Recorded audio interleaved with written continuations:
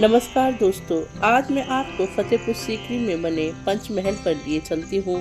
तो आइए मेरे साथ। फतेहपुर सीकरी में स्थित यह पंचमहल मुगल सम्राट अकबर द्वारा निर्मित कराया गया। इस 5 मंजिले महल की वास्तुकला किसी बौद्ध मंदिर जैसी है।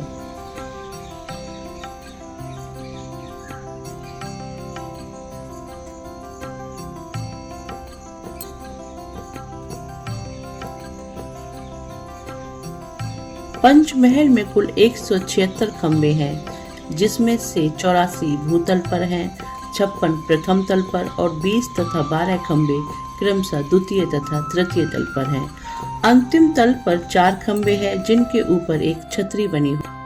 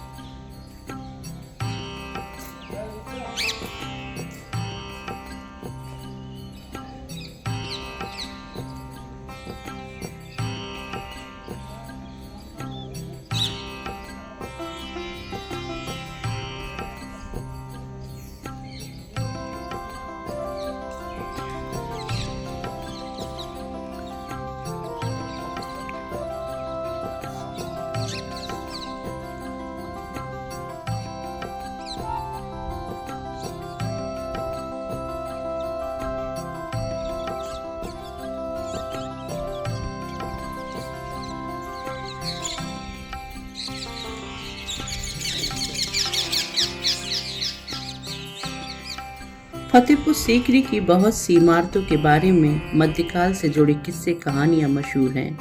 ये धार्मिक और धर्मनिरपेक्ष दोनों तरह की इमारतों से जुड़े हैं। ऐसा माना जाता है कि आंख मिचोली नाम की इमारत में बादशाह अपनी रानियों के साथ आंख मिचोली खेला करते थे।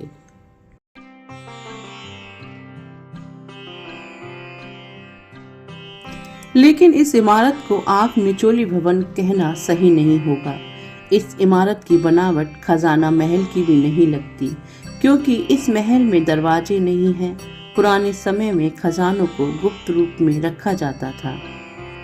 ऐसा हो सकता है कि इस इमारत का प्रयोग वित्तीय कार्यकलापों के लिए किया जाता हो और बाहर बने, जिसे ज्योतिषी की बैठने की जगह कहा जाता है, वहां इस परिसर का वित्तीय मंत्री बैठता हो और इस पूरे किले के वित्तीय कार्य को संभालता हो, क्योंकि इस इमारत की अलमारियों में छोटे छोटे तहखाने बनाए गए और यह गुप्त तहखाने अलमारियों के अंदर हैं। वित्तीय धन को बजट के हिसाब से रखा जाता हो।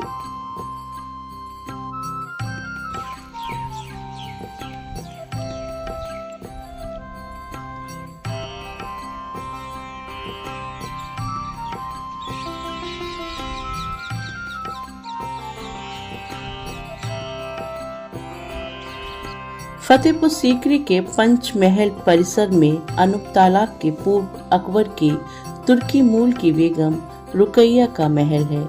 यह महल 450 साल पहले तामीर किया गया था।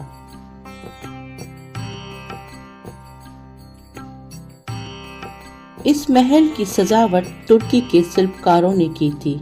मुगल काल के इतिहासकार बदायूनी ने इसे हुजरा-ए-अनूप लालाव लिखा है।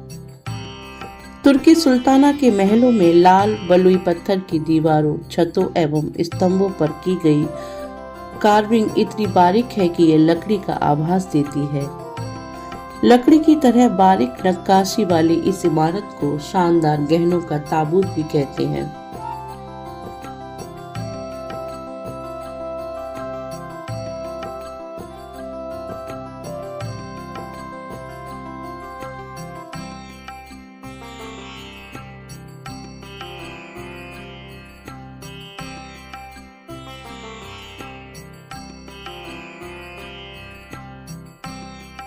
इसके प्रत्येक पत्थर के स्लैब में एक अलग डिजाइन है।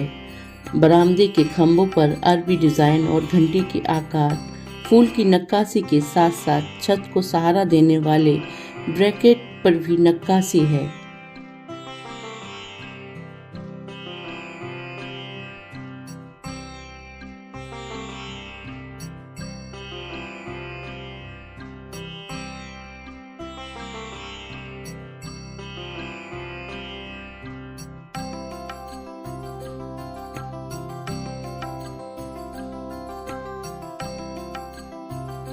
अनूप तालाब एक शानदार सजावटी तालाब है जिसे भावपूर्ण रागों का तालाब भी माना जाता है।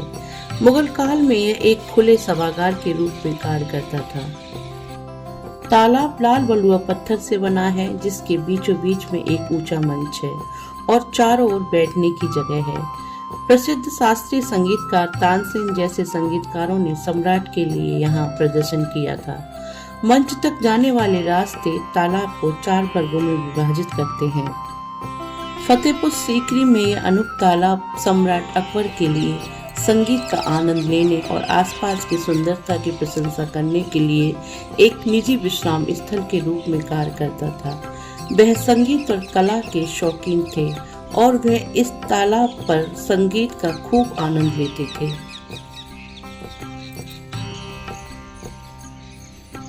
सामने यह जो एक बड़ी कटोरी नुमा संरचना है, कभी इस पत्थर के बड़े से बर्तन में मुगल बादशाह अकबर के पीने के लिए कचला से गंगा जल लाकर भरा जाता था। कुछ समय पहले तक यह पूरी तरह ठीक था, पर अब यह आधा ही शेष है।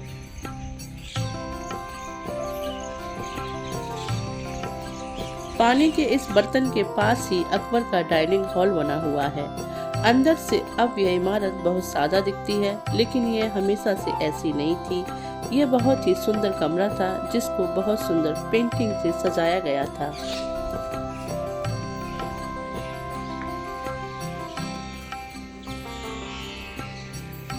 इस कमरे की दोनों दीवारों पर बड़े बड़े आले बने हुए हैं जिनमें खाने के बड़े डोंगे रखे जाते थे।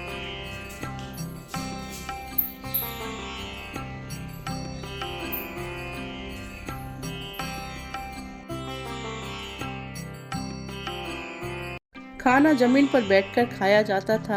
जमीन पर सोने चांदी के काम के कालीन बिछे हुए थे। जाट राजाओं के साथ युद्ध के दौरान इस कमरे का सोना पिघलाकर निकालने के लिए इस कमरे में आग लगाई गई, जिसके निशान आज भी यहाँ देखे जा सकते हैं।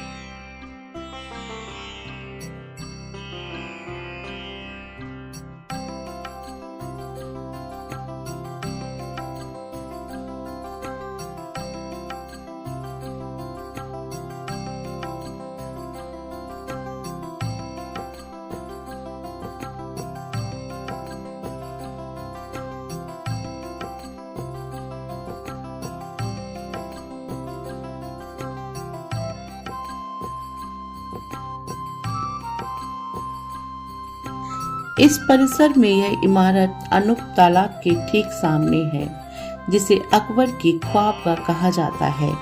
इतिहासकार बताते हैं कि पूरे कमरे में गुलाब जल भरा रहता था। अकबर के बेड को जमीन से करीब 8 फुट की ऊंचाई पर बनाया गया है। सामने पूर्व की बनी इस खिड़की से अकबर उगते हुए सूर्य के दर्शन किया करते थे।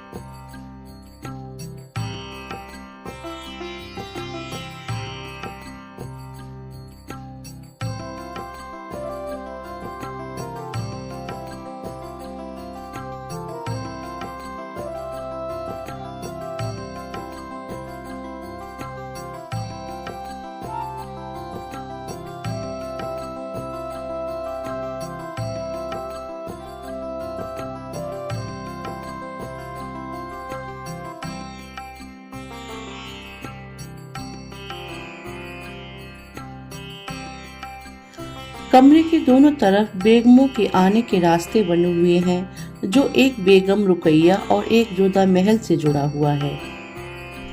दोनों बेगमों के आने के रास्ते पत्थर के पर्दे लगाकर बनाए गए हैं। जोधा महल से आने वाला रास्ता पंचमहल से भी जुड़ा हुआ है।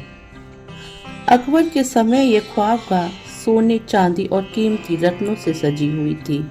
दीवारों पर रंगीन नक्काशी और सुंदर बेलबूटों के उकरी हुई डिजाइनों को बनाया गया।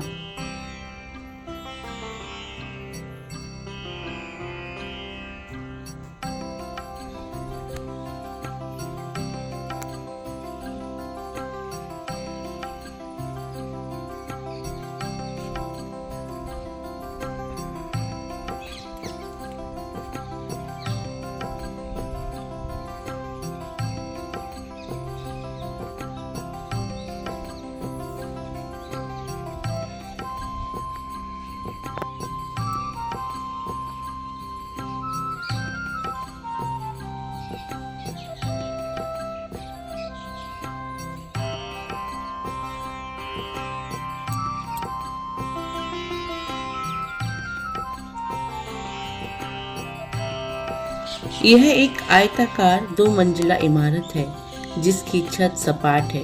इसकी एक खासियत यह है कि छत के चारों कोनों पर 4 छतरियां बनी हुई हैं।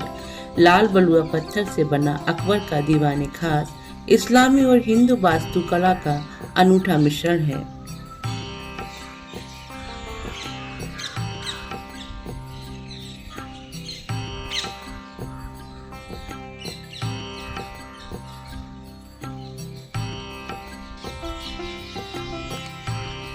यह इमारत आकर्षक शाही दरबार की झलक पेश करता है। पत्थर पर उकेरे गए पुष्प और ज्यामिति डिजाइनों में खो जाना आसान है। अंदर मुख्य हॉल में एक जटिल नक्काशीदार स्तंभ केंद्रित है। इस इमारत से आकर्षक शाही दरबार की झलक पेश होती है। पत्थर पर उकेरे गए पुष्प और ज्यामिति डिजाइनों में खो जाना आसान है। दीवान खास सम्राट अकबर द्वारा अपने विशेष और प्रतिष्ठित मेहमानों के मनोरंजन के लिए बनवाया गया एक भव्य हॉल है। यह वह स्थान है जहां गणमान्य व्यक्ति, बुद्धिजीवी और आध्यात्मिक नेता सम्राट के साथ बैठकें करते थे। दीवान खास भव्य फतेहपुर सीकरी किले का एक हिस्सा है। यह कोई बड़ी इमारत नहीं है, लेकिन यह किले में प्रशासनिक इमारतों में से सबसे अलग है। दीवान खास की यात्रा सिर्फ मुगल वास्तुकला की भव्यता की सराहना करने के बारे में नहीं है। यह एक ऐसा अनुभव है जो आपको इतिहास के पन्नों की सैर पर ले जाती है। अकबर महल के सामने बनी इस इमारत को मदरसा कहा जाता है। इसकी बनावट से ऐसा कहना सही भी लगता है। इस मदरसे में हरम के सभी बच्चों को पढ़ाया जाता था। इस इमारत के कमरों की दीवारों में आले बने हुए हैं जिनका प्रयोग किताबें रखने के लिए किया जाता था। अकबर के नवरत्नों में शामिल अबुल फजल यहाँ तालीम देने का कार्य देखा करते थे। शहजादे और शहजादियां भी हरम के बच्चों के साथ तालीम लिया करते थे।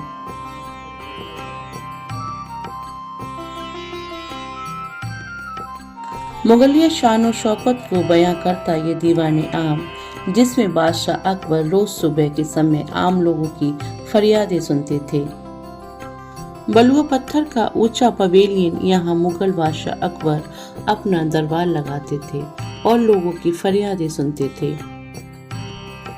इस सिंहासन रूपी कक्ष को मोटे तौर पर 3 भागों में विभाजित किया गया है। सामने का स्थान केंद्र में सम्राट की सीट 6 बिंदु वाले सितारा पैटर्न में व्यवस्थित पत्थर की स्किन से घिरी हुई है। इस इमारत में कोई गुम्बद या अधिरचना नहीं है, लेकिन नियमित अंतराल पर खम्भों, कोष्ठकों, छज्जों और खोखों के कुशल उपयोग से इसकी ऊंचाई को कलात्मक रूप से प्रमुख बनाया गया था। अकबर के समय इस परिसर और दीवाने खास दोनों में ही सम्राट की भव्यता के अनुरूप शानदार कपड़े और अन्य सुंदर सजावटी वस्तुओं का प्रदर्शन किया जाता था।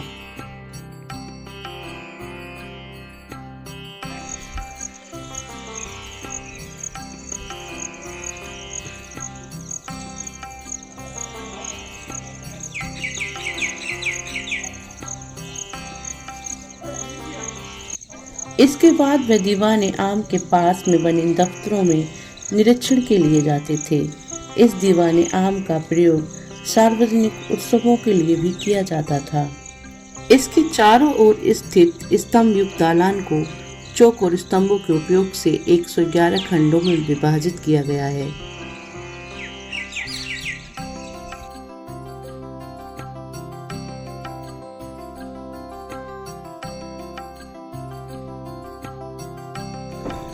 दीवाने आम के इस गेट से आम लोगों का आना जाना होता था। इस गेट के दाएं ओर बनी यह इमारत किसी समय शाही कारखाना हुआ करती थी। इस शाही कारखाने में महलों में इस्तेमाल होने वाली सभी वस्तुओं का निर्माण होता था। इस इमारत को कई हिस्सों में बांटकर सभी सजावट की वस्तुएं, शाही लिबास, सोने चांदी और बहुमूल्य रत्नों के जेवर, लकड़ी का फर्नीचर, न जाने कितनी शाही वस्तुओं का निर्माण यहाँ हुआ। लेकिन आज यह इमारत बंद पड़ी है।